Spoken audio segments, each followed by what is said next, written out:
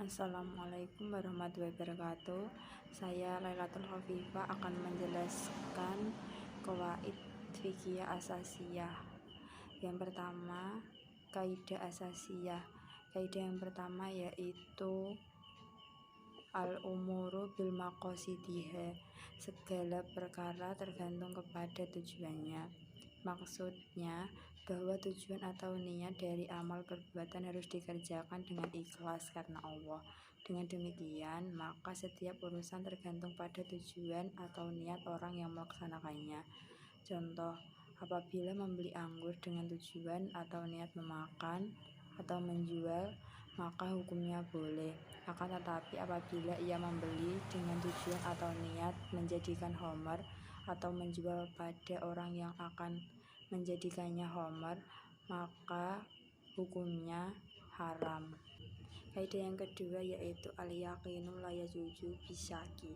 Keyakinan tidak dapat dihilangkan dengan keraguan. Maksudnya, maka seseorang memperbuat sesuatu beramal harus dilakukan berdasarkan dengan keyakinan. Maka apapun keraguan untuk menghilangkan keyakinan tidak akan diterima. Contohnya, seseorang memakan makanan orang lain. Ia mengatakan pemiliknya telah mengizinkan pada hal makanan tersebut, tidak mengizinkannya. Kaidah yang ketiga yaitu al-masaqohu tajlibu taishiro, yaitu kesulitan menyebabkan kemudahan. Maksudnya kelonggaran atau keringanan hukum yang disebabkan oleh adanya kesukaran sebagai pengecualian daripada kaidah hukum.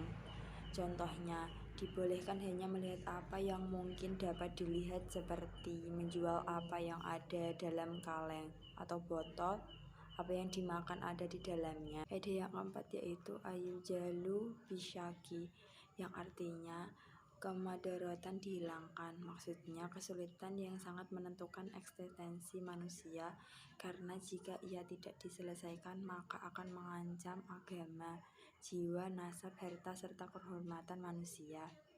Contohnya yaitu kebolehan memakan bangkai bagi seseorang hanya sekedar dalam ukuran untuk mempertahankan hidup, tidak boleh melebihi. Kaidah yang kelima yaitu al-adatu al-muhakkamah, yang artinya adat kebiasaan ditetapkan sebagai hukum. Maksudnya karena jika ia tidak diselesaikan maka akan mengancam agama, jiwa, nasab, harta, serta kehormatan manusia. Contohnya yaitu kebolehan memakan bangkai bagi seseorang hanya sekedar dalam ukuran untuk mempertahankan hidup, tidak boleh melebihi. Kaidah yang kelima yaitu al-adatu al-muhakkamah, yang artinya adat kebiasaan ditetapkan sebagai hukum. Maksudnya segala apa yang telah dikenal manusia, maka hal itu jadi suatu kebiasaan yang berlaku dalam kehidupan mereka, baik berupa perkataan ataupun perbuatan. Contohnya yaitu cacat pada barang yang dibeli adalah disesuaikan dengan adat kebiasaan yang berlaku di kalangan masyarakat. Saya di sini akan menjelaskan qawaid fikih muamalah. Kaidah yang pertama yaitu al-aslu fil muamalati illa bahati illa yadulla dalilun ala takrimi. Pada dasarnya semua muamalah boleh dilakukan terkecuali ada dalil yang mengharamkannya. Maksud, setiap muslim diberi kebebasan untuk melakukan aktivitas-aktivitas ekonomi selama tidak dilarang atau mengandung unsur haram. Contohnya, jual beli dengan cara mencegat para penjual sebelum tiba di pasar. Kaidah yang ke-11 yaitu al-khoroju bil domani. Hak mendapatkan hasil itu sebagai ganti kerugian atau yang ditanggung. Maksudnya sesuatu yang dikeluarkan baik manfaat benda maupun buah atau pekerjaan. Contohnya, seekor binatang dikembalikan oleh pembelinya dengan alasan cacat. Kaidah yang ke-12 yaitu al-ajru wa dhamanu la yajtami'ani.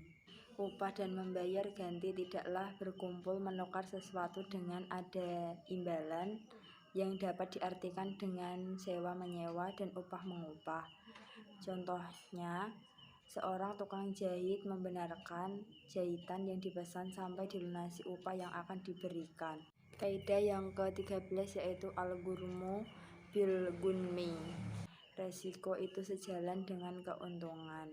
Maksudnya, dalam bertransaksi tentu ada manfaat yang diperoleh dan ada kerugian yang menjadi resiko.